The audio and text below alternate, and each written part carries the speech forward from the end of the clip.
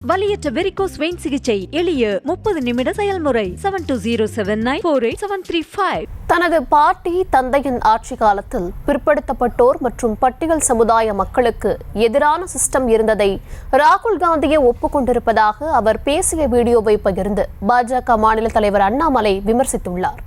கூடுதல் விவரங்களுடன் இணைக்கிறார் செய்தியாளர் காண்டிபன். விவரங்களை வழங்கலாம். தர்ஷினி, சம்ருதா பாரத் அப்படிங்கிற ஒரு நிகழ்ச்சியில காங்கிரஸ் கட்சியில் இருக்கக்கூடிய ராகுல் காந்தி அவர்கள் உரையாற்றி இருக்கிறார்.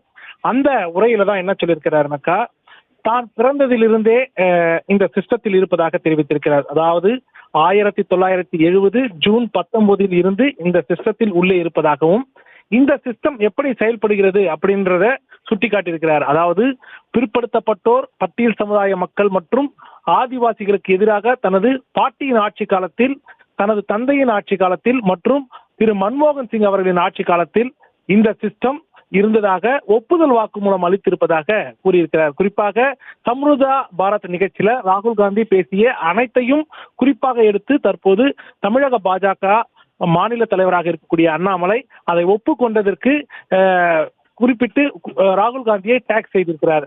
அதே நேரத்தில் இறுதியாக அன்றும் இன்றும் என்றும் காங்கிரஸ் மாறப்போவது கிடையாது என்பதை சுட்டிக்காட்டி அண்ணாமலை தனது ட்விட்டர் பக்கத்தில் பதிவிட்டிருக்கிறார். தர்ஷினி, விவரங்களுக்கு நன்றி காண்டிபன்.